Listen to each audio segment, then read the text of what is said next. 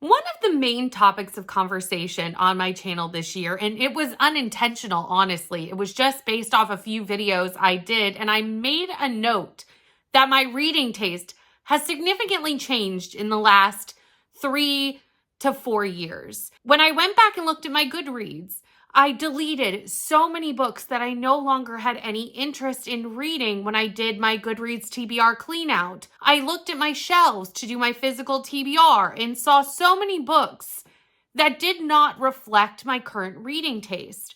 I really, in the last 2 to 3 years, have moved into solidly reading fantasy and romance. I will occasionally add a thriller to that list, but it is very, very occasional. And that is really what I want to read. Fantasy and romance and the subgenres and genre blends that may have those in there as well. But prior to that, I was a big historical fiction reader. I was a big thriller reader. So it just shows how much reading taste can change as you read more, as you change, as you read more of certain things and you discover new genres and you discover more of what you like in reading. Or even just as your preferences do change. Like, I did love those things at a time, and I'm not saying that I'll never go back to them. But reading taste is so varied, and it is like a flow and a wave, and it changes with what you are currently enjoying. So when Katie from I Would Rather Be Reading tagged me in a reading taste tag, I was like, you know what? I haven't done a tag video on this channel in ages, and I'm not going to do it necessarily like a traditional tag video. Well, maybe I am, but I'm going to just use the, prompts as a way to have a discussion with you about my reading tastes and what my reading tastes are currently at. Because I feel like we've kind of already started this discussion through other videos throughout the year. And it would be nice to really have one place where that conversation kind of exists. So I have my coffee. I hope you have one too. We're going to sit here. We're going to have a little conversation about what my reading is currently looking like. So the first question in this tag is about ratings and how you rate books and what kind of rating system you have. And I rate with a 5-star point system, as most of us do. I also have a half-star system. I added half stars last year, and that has created an interesting trend in my reading of me seeing less 5 stars. And I still don't really know if I'm seeing less 5 stars because I am more critical of books now, or because I have just read so many books that it's harder to really shock me with something super amazing. I don't really know if that's the reason, or is it because I've added half stars? So a lot of books that I would have bumped up to a 5 now receive a 4.5, which is very possible that that is also the reason. I'm not really sure. I can't really tell you one way or the other. I have oscillated between one reason being the reason and the other, and I still haven't really decided which one it is. Now, picking what rating I'm going to give a book within that range does depend on varying factors. 5 stars, I think there are different types of 5 stars. There are 5 stars where my enjoyment of this book is just so high that I'm willing to overlook the couple of things in the book that were not perfection. And then there are some books that get 5 stars for me that are literal perfection. They are perfect books in my mind. They are written perfectly. I have no notes. I have nothing that I would change. So 5 stars can definitely vary for me. 4 and 4.5 would definitely be fairly similar, is that most of this book I enjoyed. There was just that little factor that didn't quite push it into that 5-star feel. 3 stars, there are 2 reasons a book will get 3 stars from me. One of them, I need to start DNFing more, and that is a book that I just have no thoughts on. A book that I don't care about. A book that is so mid that I have 0 thoughts, and as soon as I put the book down, I'm going to forget I ever opened it. I need to start DNFing those 3 stars more. I don't think I need to DNF 3 stars more on the whole, because there is another reason that books get 3 stars from me, and that is because there are a lot of things that I like about it, but there are also about equal number of things that I didn't. Or maybe the beginning or the end of the book was super strong, but the middle dragged. I do have a tendency to be a little bit of an analytical reader. I'm not much of a vibesy reader. Every once in a while, I will rate on vibes, but I can't really overlook poor writing, like an actual quality of writing. It's very hard for me to overlook that. And then also when someone, such as Hannah Kaner, for example, really constructs sentences so well, and just the actual writing techniques and the writing quality is of such a high caliber, I will tend to really enjoy a book that way. So every once in a while I'll rate on vibes, and I do think it depends on the genre a little bit, where I am a bit more able to rate on vibes. But more often than not, I am a bit of an analytical rater. So when it comes to 3 stars, I sometimes maybe had the enjoyment of a 4-star read, but I'm looking at the analytical part of this book and going, there are definitely some things about this book that, are not what they should be. And I will kind of bring it down to a 3 for that reason. Again, it depends book by book, but that is definitely something that I do, especially the more that I'm rating and reviewing for the internet, because I want my star ratings to mean something. And I want you to know kind of clear and concise what it is, versus if I was completely rating on vibes, it would be hard for you to know why I gave something what I gave it. I don't know if that makes sense. 2 stars means I really did not like this book. I should have DNF'd it.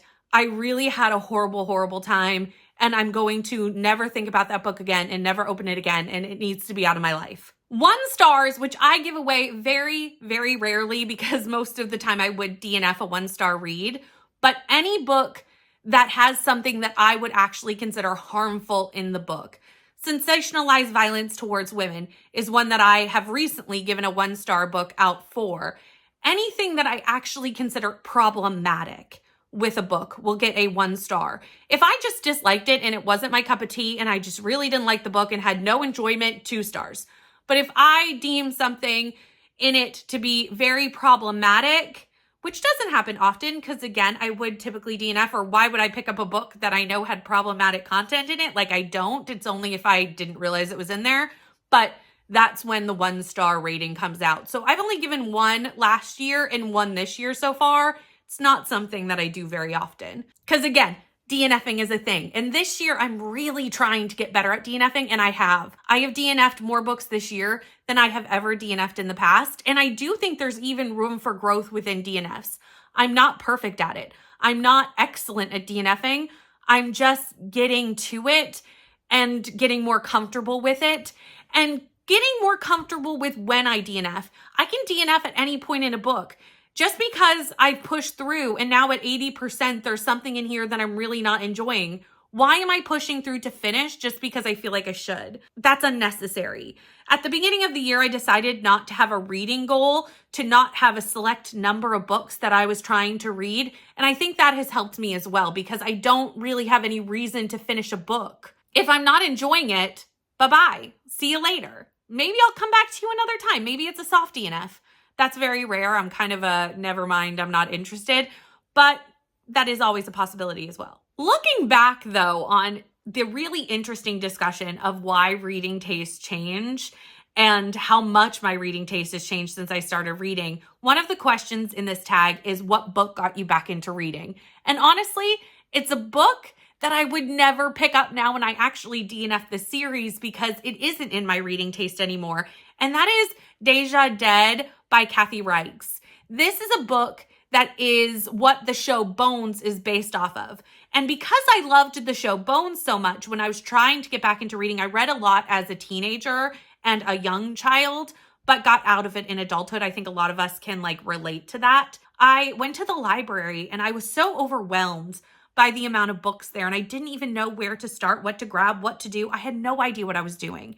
And I saw this display for this series, and I knew that it was what Bones was based off of, and that the author was like a producer on Bones and all this. And I knew the character in it was Temperance Brennan, a very different version than the one that is on the TV show, but still, there was a correlation there of, okay, well, I like the show, I will probably like the books. And I really did at the time. I really enjoyed them. I think I gave them 5 stars. Now, a mystery, crime, serial is certainly not something that I would pick up now. but it really did spark my love of reading again, and I'm very thankful for that. Right now, I'm currently rewatching Bones with my patrons, and I'm much happier kind of coming back to these characters now in TV versus feeling the need to pick up the books again. The next thing to look at is whether I am a plot-focused reader or a character-focused reader. Now, I do love good plot, don't get me wrong. I do love a plot-focused book, but however, if you give me good characters, I don't really need much plot. It's one of the reasons I really do like a journey book, because a journey book doesn't have much plot. You're walking, you're talking, you're walking, you're talking, you're walking, you're talking. But within that, you are having character growth. You're having conversations to deepen your knowledge of the characters. I can't see you being a plot-focused reader and really enjoying journey books. I think that would be a hard style to fit. Maybe certain journey books that have a bit more plot, you could. I get that. But for me, you gotta give me good characters. The character work has to be good. I have to feel connected. I have to understand their motivations. They cannot be flat characters that have no dimension. I can't vibe with that. No matter how good the plot is. You can give me the best plot ever in the whole world. You can give me the best plot. And if you have not given me good character work, if you have not given me time to get to know the characters, this was actually one of my main critiques of Serpent and the Wings of Night, is that the plot was just so full out that you never had time to build those connections with the characters. And a lot of the time where the characters were building connections with each other was off page. We'd have time jumps where all that happened off page. And I want that. I want to sit there. I want to sit there and know exactly what's happening with these characters. I want to soak up all that knowledge. I want to take it all in, and it doesn't leave room for that in some books. And I can understand why a lot of people like those, like fast-moving plots. Like, I get it. I understand why you all love it. But for me, I need the good character work to go along with a good plot. And I can also have not a good plot, but if you give me good characters, I will still love the book. And I think that does even speak to the kind of genres that I like, or at least within the subgenres. One of my big genres of books that I enjoy, or subgenres, is a dark academia book. And I really do appreciate a dark academia book. However, dark academia in and of itself, not always, but a lot of them do tend to have less plot, more character. It does tend to have a lot of internal dialogue in a character's head. And that does not necessarily work if you love plot-focused reading when you're just sitting and having internal dialogues about nothing for ages. I get that. I love that. Romance in of itself. In a romance book, there isn't that much plot in a romance book. There is some, obviously. They're doing things, they're falling in love. Some romance books have more plot than others, but at the end of the day, you are rooting for these two characters, and a lot of romance books really need to live on the base of good character work. If they don't have it, it makes it hard to enjoy the book, because the entire point of the book is falling in love with these two characters and watching them fall in love with each other. And speaking of dark academia and very internal dialogue characters that a lot of people do not like, this is a very underrated book. But it is a book that I desperately, desperately love. And it is one of the questions on this list is, what book do you love that a lot of people don't? And that is The Atlas Complex, which is the third and final book in the Atlas 6 series. And it is my favorite in the series. And I know that is a hot take. I get it. It's a hot take. It was on my best books of the year last year. It's something that most people disliked. I gave it 5 stars very, very easily. There is a monologue in here, an internal monologue of one of my favorite characters that is about 4 to 5 pages long of internal monologue about literally nothing, just for him to answer the question that this room needs to be dusted. And I can understand why for a lot of people that would be insufferable, but truly, I was engrossed. But I do think that this is one that I would not recommend to a large group of people, because I do understand why a lot of people wouldn't like it. But for me, I will love this till the day I die. The next question on this tag is, what book do you love that when you see someone doesn't like it, it's kind of a clear indication that your reading tastes do not align? And I don't know if that's really a good indicator of whether you and another person enjoy books or can have overlap in books. Because I can think of my friends who I'm currently doing like a 5-star project with, where at any given point in some subgenre of books, two of us will align, two of us will align, two of us will align. But overall, we don't really read the same books, and a lot of times we disagree on books. But that doesn't mean we ever fully disagree or ever fully agree. I think reading is very nuanced. And even within genres, reading is extremely nuanced. There are so many subgenres and so many tropes in any level of different genres. Thriller and romance have a lot of tropes in them that you can either love or dislike, but you can all still really love thrillers. Or even sometimes, you know what? That's not my favorite trope, but this author has done it so well that I enjoy it. Or even they can fumble my favorite trope. Like, it happens all the time. Fantasy and sci-fi have a lot of subgenres under them that really can change whether you like something or not. I mean, even with me, which is something that may seem opposing, is I really like political fantasy. I do not like wartime fantasy. Those seem to be the same thing, but they really are not.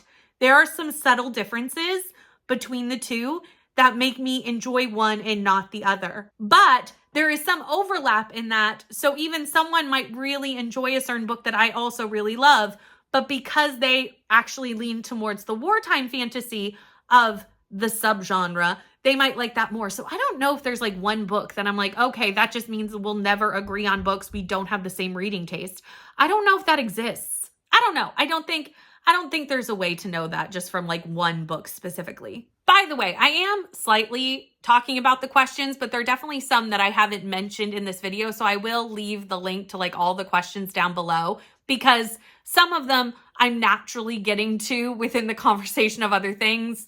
So I'm only bringing the ones up that like I need to mention to start the conversation, like this one, which is what is in your trash pocket? What is a trope that you know realistically is not really that good, but you will adore to the rest of your days? And it's definitely back to that thing of like certain things I will rate on vibes, and that is Why Choose. This year, I am reading so many Why Choose books. I am always in my Why Choose era. I have enjoyed Why Choose in the past, but this year I'm really diving into it. And I've been giving out 5 stars to Why Choose left, right, and center. And you have to rate Why Choose on vibes.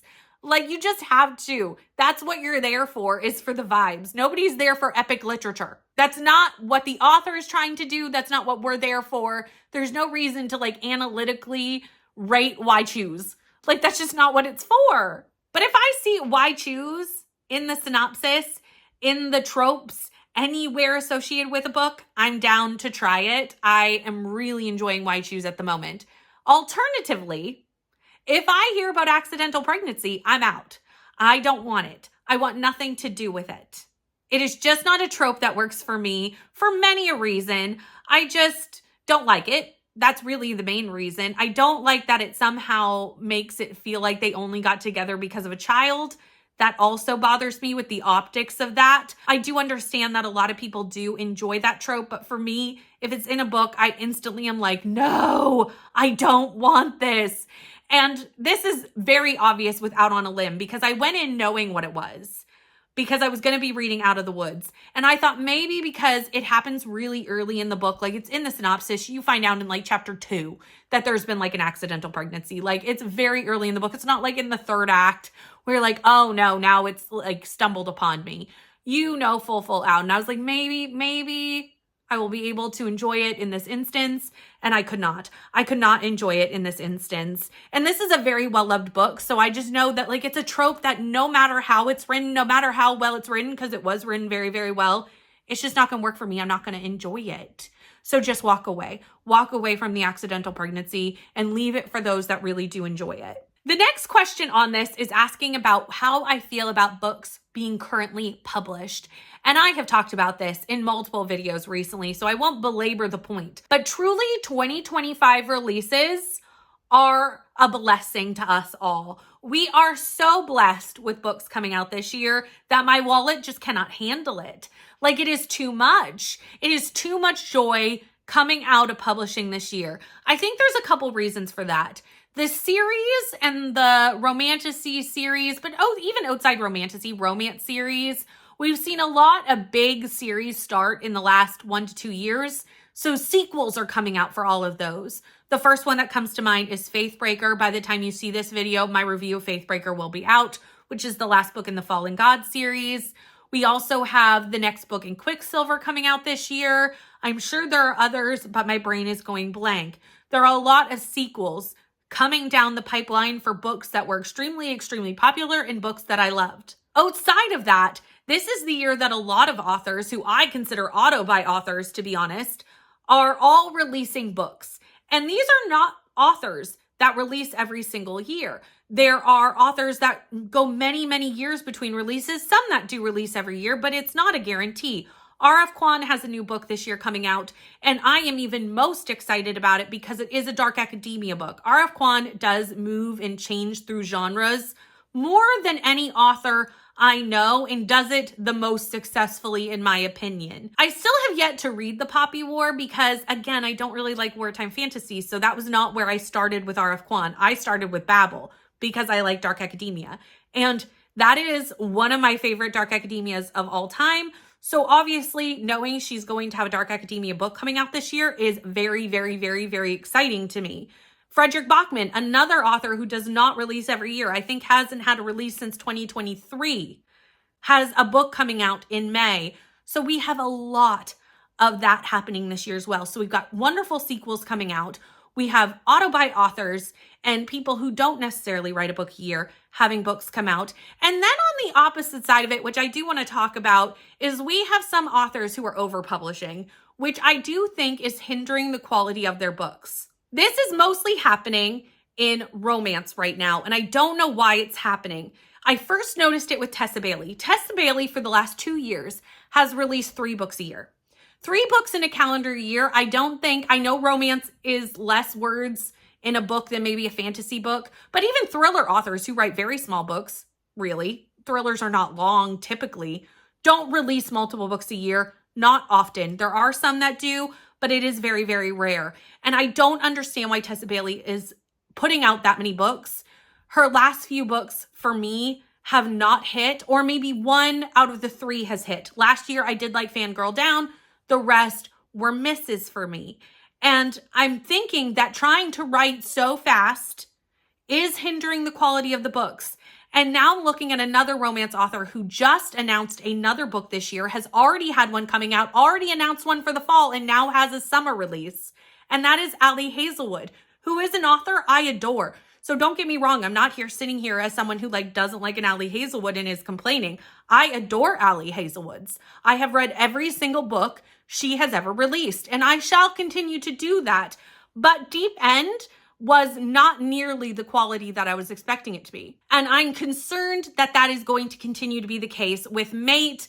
I'm a little nervous about Mate because I was not a big fan of Bride, to be honest. It was my lowest Ali Hazelwood until Deep End, but it was still a 3-star. Deep End ended up being a 2 for me, which was very blindsiding to me. And now we have a sequel to Not in Love, and I loved that book. It is still sitting as my favorite Ali Hazelwood book, and I'm very excited for the side characters to have their own romance. And I am extremely nervous that having to write 3 books in a year, the quality of a sequel that I was really, really excited about is going to be less than it would have been. And I don't understand why authors are trying to publish 3 books in a year. Us as readers, I mean, it's nice. If they're all great, wow, that's amazing. 3 books from your favorite author. But it's not an expectation because we know authors really only release 1 book a year. We know this, that we expect this. We don't expect 3. And I would rather you take more time with a book, and I would rather the book be better done and you have the space to write it exactly how you want. You have time to edit it so that it's edited really well, and the book is the best book you could possibly put out than giving me 3 books. I feel like I just got all hot and bothered there, but it's been something that I've been thinking about behind the scenes, and I've had behind the scenes conversations, and I'm like, you know what? This is the time. This is the time to be like, why are we expecting people to write that many books? Why are we expecting people to write that many books? I don't get it. I don't understand. Maybe you agree, maybe you don't, but that's my thoughts. The next part of this reading taste thing is, do you follow a TBR? Are you a mood reader? If you're around here, you know the answer to this question. I am not a mood reader. I am really, really not. I like to have a plan. It usually is around content that I'm making or from Timmy's TBR, which is my TBR game. I like to have a plan. I am a planner. I do not like to deviate from the plan. I have done a couple of mood reading vlogs in the past, and realistically, that was me just reading Timmy's TBR books, which is not really mood reading because a game picked those books. I wasn't like sitting here just picking from the plethora of options on my shelves and like picking what do I feel like reading in the meantime. I was just going for my TBR and then calling it mood reading. I am not a mood reader. I would hate to know how long it would take me to pick a book if I was just left to my own devices with no plan. I struggle with making decisions. I use a lot of strategies to help me make decisions even in my day-to-day life. So not having prompts or something to like guide me, I think I would be so lost. The next question on here is, if you could make any book go viral right now, what book would you pick? And the first thing that came to mind was my first 5-star of the year, and that was Dark Oz by Geneva Monroe. This is something I actually got on Stuff Your Kindle Day. And I mean, I go into Stuff Your Kindle Days with very low expectations. And this was a 5-star. Why choose? It was a great retelling. You know I love a retelling. And the nods and Easter eggs in this were the best that I have ever seen, or up there at least. It was so good. I've since read the sequel and really enjoyed that as well. I didn't quite give it a 5. It was a 4 or 4.5, but it was still really good. I need to read the final book in this series. And it's just a book that I think nobody's heard of, indie pubbed. These editions, the physical editions, have beautiful chapter art. And I'm just going to keep talking about them all year because they're probably going to be my best books of the year. So, you know, there you go. The next 2 questions and the last 2 questions are about BookTube and how I make it, how I stay creative, what kind of keeps the content flowing. And honestly, that's not always easy to come up with 2 video ideas a week. That is hard. I put out 2 videos a week, and sometimes I have a plethora of ideas and I can't make them fast enough, and I can't do the vlogs fast enough. And there's so much in the pipeline that I want to make. And that is definitely something that I tackle with all the time, is what do I make first? Especially when it comes to vlogs. I do feel like I am more creative when it comes to vlogs, and I have a harder time coming up with sit-down video concepts. Although I do still enjoy making those, I just don't necessarily have as long a list of ones that I'm about to make as I do with vlogs. However, that might not be because I have less ideas. They're just easier to make. I mean, a sit-down video, I can come and I can just sit down and I can make it, and then I can put it out into the universe. A vlog can take anywhere from 2 weeks, a week, a month. They can take a long time to film. So obviously, I'm not getting through those ideas nearly as fast as I am with sit-down videos. So for me, I think I have to be constantly consuming BookTube. And not because I'm going to do the same things someone else has done, although obviously with BookTube, there is some things that we do the same all the time. Book hauls, wrap-ups, TBRs, you know, there is some level of the same within anything. Even this, I'm taking a tag that Katie tagged me in, making it my own, and putting it out there for all of you to consume. But I think even being around and consuming creative people's content makes you want to be creative. When someone's doing something that's really creative, you go, wow, that's amazing. And it just makes you get in the creative mindset for you to start brainstorming for yourself. Alternatively, talking to my friends that are booktubers. I have had so many fabulous ideas while having voice message conversations with a plethora of creators that I am so blessed to call friends on the internet. I am so lucky to have a group of booktube creators around me that are constantly down to have brainstorming sessions together, to just have a chat, have a moment together, and really connect and see where that connectivity takes us creatively. And I'm very blessed for that. And with that, the next question is, what creators do you mostly align with? And that's hard because, again, it kind of goes back to other conversations where I said some creators all align with one genre, then another genre, then another genre, and it's constantly changing. So what I actually think I'm going to do is recommend booktubers buy the type of books that we agree on. I think that makes the most sense. For fantasy, like straight fantasy, not fantasy romance, I think I agree more often than not with 2 creators. That is Bree from 4 Paws in a Books. I agree with Brie on many a fantasy book. And also Julie from Keep Calm with Books and Coffee. Julie and I really do align, especially in the subgenre of dark academia fantasy. We align often. When it comes to sci-fi, I think I align most with Leandra. I actually haven't really mentioned sci-fi much in this video because I actually haven't been reading as much of it this year as I have in past years, especially last year. And I really do enjoy science fiction, climate fiction, the different subgenres of that as well. And Leandra and I have many a time bonded over a science fiction book. We actually even have an upcoming buddy read of Death of the Author, which is science fiction, and I really hope we enjoy that together as well. And when it comes to romance, I have definitely watched many of Aoife's videos to get some recommendations and will message Aoife often. Aoife is Pretty Purple Polka Dots for anyone who doesn't know, about whether a book is smutty, if I will like it. They have received many a message from me about a romance book in the past.